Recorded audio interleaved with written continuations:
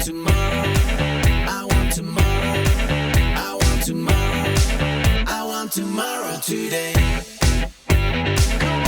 Good morning, everybody. This is Landon Medina from Connections, and I am joined here by Brandon and Mike from LCCC, and we're here to talk about apprenticeships. So, will you guys introduce yourselves? Tell us a little bit about yourselves and what you guys do for the college. So I'm Brandon Geisler.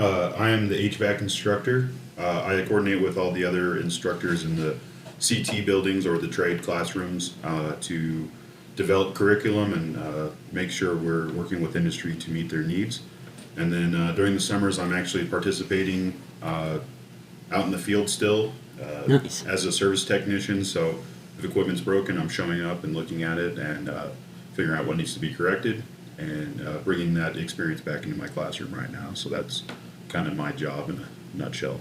Love that. Do you look forward to the summers, or you look forward to getting back in the classroom? It's kind of a grass is always greener kind of thing. Yeah. Towards the end of the semester, I'm like, oh, I just can't wait to get out and just do my job. And then towards the end of the summer, I'm like, whew, can't wait to get back inside and teach. And Yeah.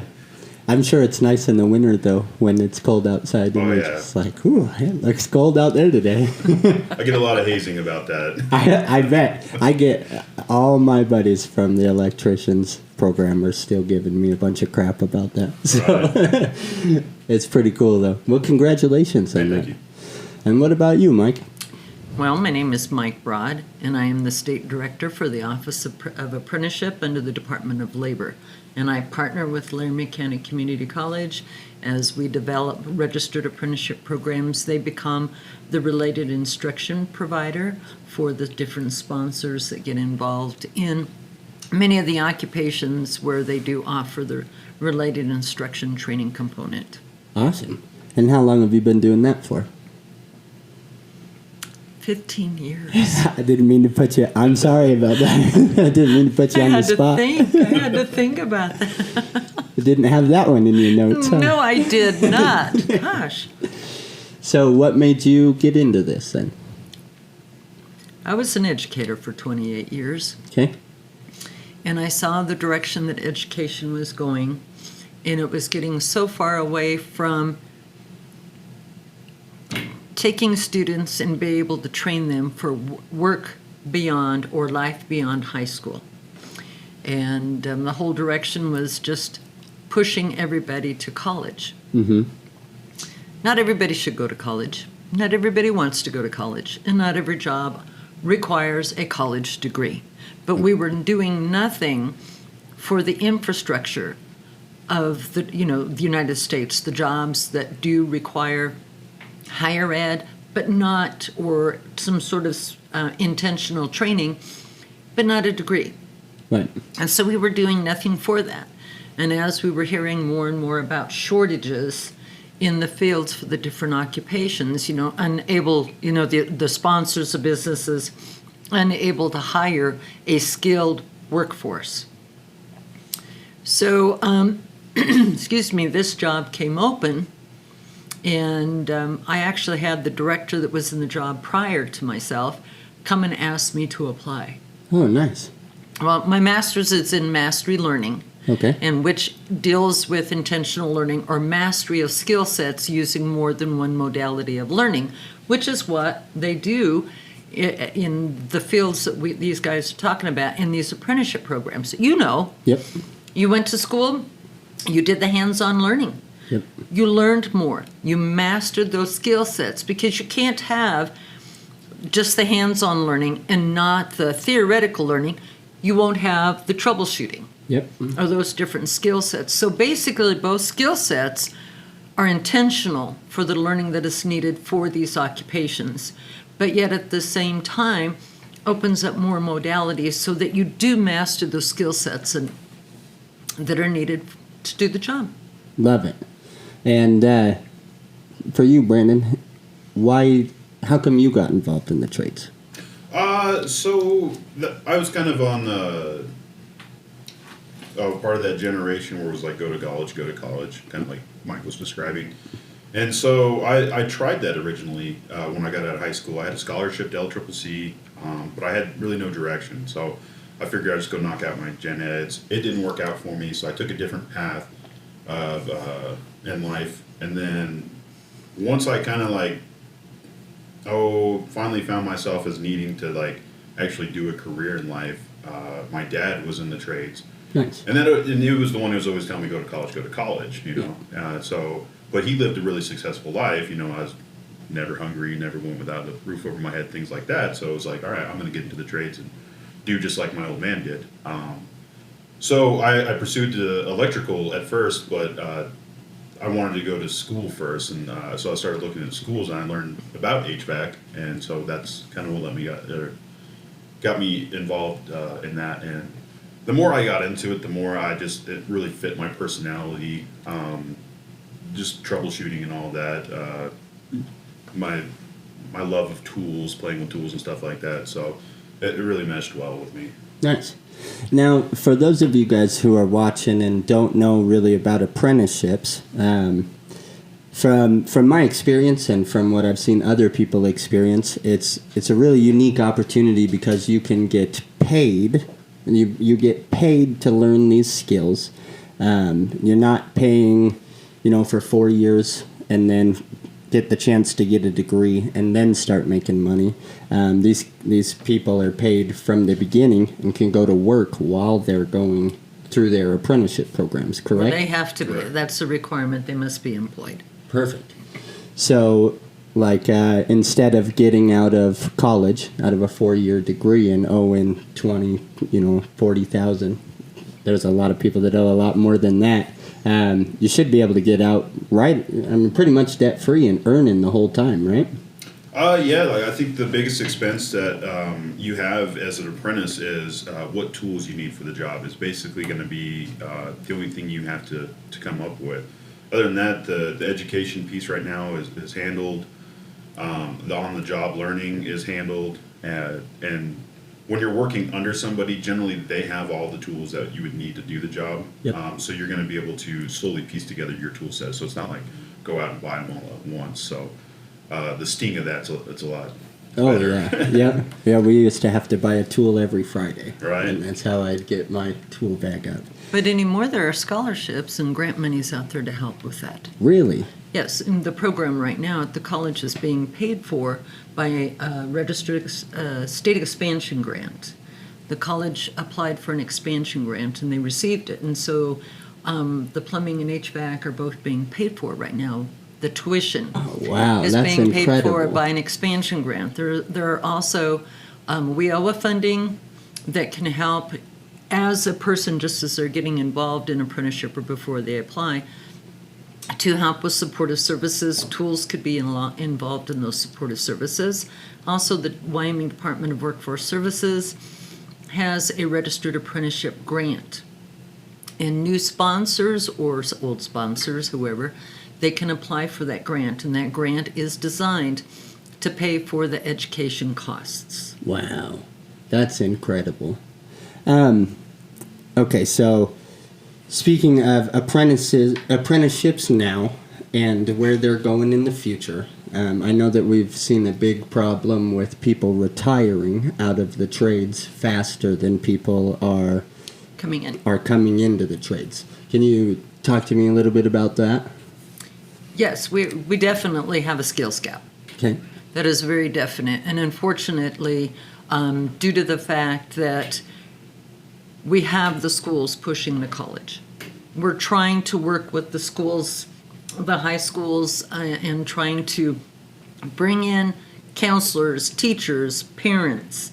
I mean, kids are all for it, but it's bringing in all the other layers of, support services for a student and bringing those into, for everyone to understand that these are valued and proven occupations with the training that goes along with it. I mean, my goodness sakes, registered apprenticeship is 84 years old. It's a best kept secret in Wyoming, we keep saying. Oh, yeah. But we just need to ensure that everybody's on board with this. Mm-hmm. I have a story about a parent that was not, but And finally, she did let her student become an apprentice. He had to go to college and take the college classes first to do it. But yes, because people don't look at them as being viable types of occupations. But if you look at the pay range, a lot of times, it's more. Oh yeah, and the possibilities too. You know, one thing that I really liked about the apprenticeship is that once you're done with it, you can have a job, you know, by Monday, pretty much anywhere you want to go. The demand is very high for, you know, a journeyman, someone who has went through these trades, and I feel like, I mean, what an incredible thing to have under your belt, you know. Right, and with that, with how you're kind of saying we got more people retiring than going into the trades right now, is that there's actually opening up a lot of higher management positions a lot quicker. So if you were to get into the trade, like say today, like start today, as soon as you become a journeyman or you complete your apprenticeship, whether whatever you're in, you might find yourself in a very high paying job very quickly because those spots are opening up. And kind of what I'm talking about is more of like, if you think of like everybody who works like for the schools district or for the state that does HVAC, plumbing, electrical, they have great benefits working those jobs. And they're all like kind of taken, or those positions are filled right now with people that are kind of a retired age. Explain to me National Apprenticeship Week and what you guys do there. Okay, National Apprenticeship Week is an activity determined by the Department of Labor, Office of Apprenticeship, to highlight registered apprenticeship programs throughout the United States. Perfect. So a couple of the college, we excel at doing National Apprenticeship Week activities because we try to take all of the areas that we work with to highlight everything. You know, several years ago, we did a Apprentice of the Year during National Apprenticeship Week, which, you were it. So we try to work with the different communities. I partner with the colleges that work with me. I'm partnering with the workforce services offices because they have the job service offices all around the state. And they can work with my sponsors in those areas, and then also with the mayors. So we want, number one, Governor Gordon, we are working to set up a signing proclamation event that we try to do every year. Last year is the only year we have not had one. And so we all come together, and we have the local sponsors bring their apprentices, so the apprentices and the sponsors can get highlighted as to what they are doing. We want to draw attention to these occupations and the value that they have, because if we don't have the techs, and we have the cold and the wind here, and we have no heat or no plumbing, we're going to be pretty upset. Mm-hmm.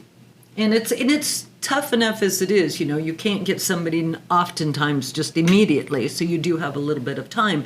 But if you're going to have like a week's worth of time because we have a shortage, it becomes very, very crucial at that point in time. So we like to highlight everybody. And then, of course, bring it up with the mayors of the communities to let them know what they have in their communities for the apprenticeships as well. And then also have the mayors highlight the apprentices and the sponsors. And like the college, we're doing many activities, this one being one, to highlight what the college is doing to help with this registered apprenticeship and to get this training out. Whether they were apprenticed or not, the training that they're doing at the college for these occupations is incredible. Yep. And it's very important. Absolutely. So basically, this National Apprenticeship Week is just to shed light on all the different opportunities that people have. And I was going to say kids, but I've seen really old apprentices as well. But the opportunities that people have besides college, right? Yeah, and kind of back on that, just don't know what to throw in there. We do see a lot of non-traditional, I guess we'll be classifying because they're not coming straight out of high school into the trades. But we're seeing people who've gone and done something else, kind of like how we've talked about, me and you. and they're coming into the trades maybe when they're like 23. Kind of seems to be kind of the sweet spot. Okay. But I've had apprentices as old as like in their 40s. I've even had one kind of closer to in their 50s. Yes. That just started their apprenticeship. And one thing is you're never really too old to jump into the trade. Yep. If that's something like you're thinking about doing. If it's just, I don't know what your reason that's holding you back, but now's a great time to do it. Oh my God. Everyone's hiring. So. Now's the best time to do it. Yeah, you could have 5 job offers tomorrow if you wanted. Yeah. Well, and with the grant monies out there as well, I mean, that is just very helpful. There is no reason, people say, well, I can't afford to go to the college classes or whatever. There's no reason not to there. Mm-hmm. Everything's covered.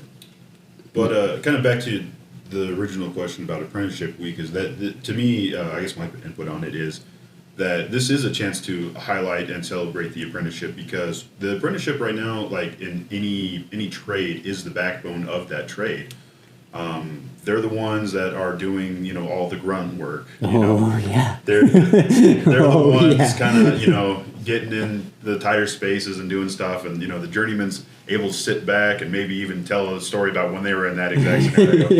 And then they go in there and kind of double check. So, apprentices, when you're kind of paying your dues during your beginning classes, early on in your career, it is nice to know that there's a week to stop and reflect and be like, hey, thank you for being part of this trade with me. Because that's way awesome. Because like you said, they're the apprentices are the backbones, and they get into the tight spots and have to do all the digging and all the hard work. That pulling of conduit. Oh yeah. Oh yeah. I was my first year, they were telling me, when the new first years come in, you'll get better jobs. And then we come to my second year, and we didn't have no first years coming. So I got to be the first year all over again. Oh yeah. But it is nice to have a week that is just dedicated to you and appreciating you. I would like to see contractors get a little more involved in that and actually do something in the shop as well for Apprenticeship Week. Right, and I do have a meeting today with my industry, so I'll be talking with Advanced Comfort, Climate Control, AC Mechanical, and hopefully Mr. Bees can make it today, and they all have apprentices, and for the most part all participate with me in the program of just HVAC alone. AC Mechanical actually participates in the plumbing as well. They're a plumbing heating company. But I want to bring that up if we got time in the next meeting with them. Be like, hey, we need to really kind of crack down and honor this apprenticeship week a little bit more, and let's motivate those guys. Yep, for sure. If you guys are looking for information on that, I will get information from Mike and Brandon, and I will have them in the comments below on this video. In case you guys are interested in learning more about apprenticeships, and I will have their contact info as well in case you guys want to reach out and ask any more questions of these two. Thank you guys so much for joining me today. I really appreciate it. And if for you guys watching, just summary real quick. Apprenticeships are pay as you go, so you get paid to learn here, and you get on-site training and classroom hours, and they're really good programs for you to jumpstart your career. So thank you everybody for watching. Thank you guys for joining me, and we'll see you next time. Thanks guys. I want tomorrow. I want tomorrow. I want tomorrow. I want tomorrow today.